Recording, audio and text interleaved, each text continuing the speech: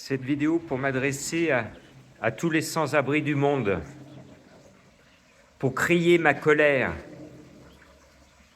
Une colère parce que sur cette terre, qu'on soit ici en Espagne, qu'on soit en France, en Italie, je vois des maisons vides, je vois des toits sans âme, je vois tous ces logements qui attendent nos amis à la rue, qu'ils soient ici, ailleurs, à Tombouctou, aux États-Unis, en Amérique du Sud, en Asie, en Russie, au fin fond de notre campagne française. Il y a des toits sans vie, sans âme.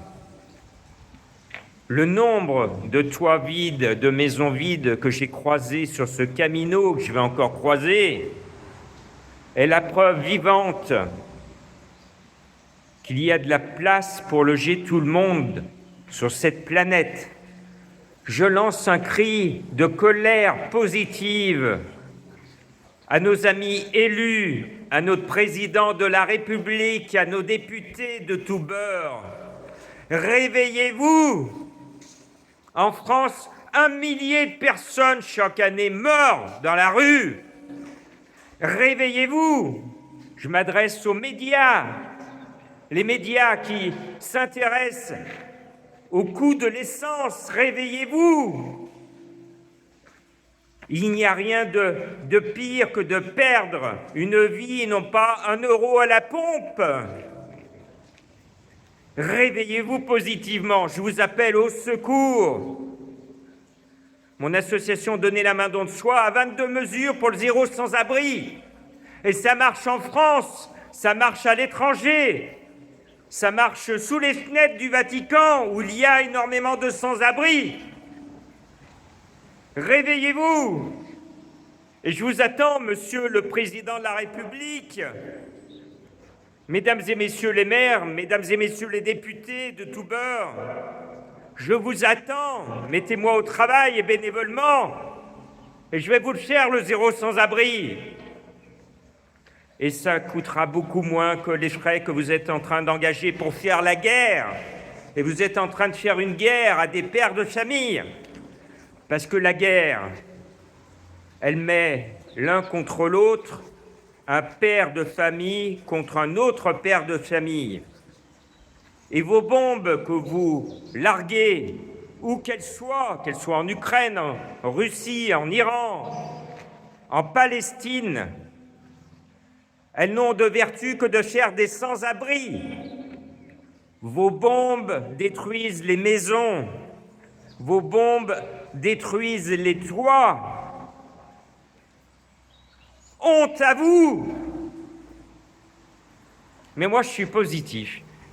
J'ai une âme positive, je crois. Je crois qu'un jour prochain, une élue, un président de la République, un bon pape va me dire « Ah, et si on invitait ce petit Jean-Marc ?» Parce que ce petit bonhomme, il est bourré de bonnes petites idées, et puis finalement, peut-être qu'il faudrait qu'on l'écoute.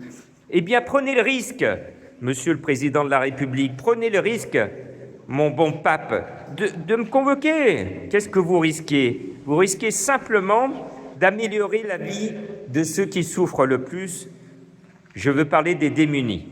Et je voudrais aussi dire que je suis sur cette marche internationale pour les sans-abri, pour mes amis qui souffrent. Je pense à mon ami Richard, qui est à Villeurbanne, qui a la myopathie, qui est sur un fauteuil roulant, qui fait des maraudes avec nous, malgré son handicap, malgré ses souffrances.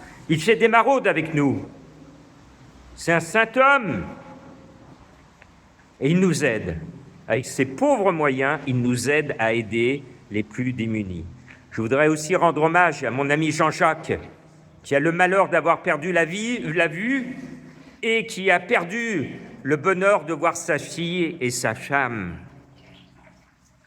J'espère, vous savez, je suis dans toute mon utopie, je me dis que peut-être il y aurait une grâce, peut-être que mon Ricardo va retrouver ses jambes, avec une bonne petite prière que mon ami Jean-Jacques va retrouver la vue. Pourquoi pas? Ça s'est vu historiquement, même certains médecins peuvent en témoigner. Il y a des guérisons miraculeuses, pourquoi pas? Je suis toujours dans l'espoir qu'un jour sur cette terre, il n'y a plus de sans-abri. Voilà, et ça ne coûte rien. C'est même pas cher de faire du zéro sans-abri. Voilà, alors sachez que je suis dans une saine colère et que mon combat, cette marche avec mon ami Gilles Lazur, est faite pour réveiller les esprits. Réveillez-vous! Réveillez-vous et réveillez les esprits de vos grands penseurs. Et là, on aura gagné grâce à vous. Et n'oubliez pas que du 1er au 9 mai, c'est la marche internationale pour les sans-abri, pour nous aider à faire du zéro sans-abri. Sachez que nous sommes ici à notre 3e jour, que déjà, j'ai des échos, on marche au Burkina Faso, chapeau, on marche au Togo, chapeau, on marche en Savoie, chapeau. Et j'espère que j'aurai des échos au fil des jours, que l'on marchera un petit peu de partout sur cette planète. Une demi-heure de marche, 1 heure, 2 heures, consacrée aux sans-abri. On vient de vivre le moment le plus difficile de ce Camino, à ce 3e jour, où on est trempé. On s'est mis à l'abri de ce tunnel pour se mettre à l'abri de l'eau qui nous pénètre. Et je peux vous dire, j'ai le pantalon tout mouillé, il me colle et ça me ralentit. Ça m'a découragé, mais vous voyez, malgré cet épuisement, j'ai cette énergie encore pour crier ma saine colère. Allez, réveillez-vous, on va y arriver. Ne laissez plus personne mourir sous vos fenêtres parce que vous l'aurez laissé cette nuit à la rue.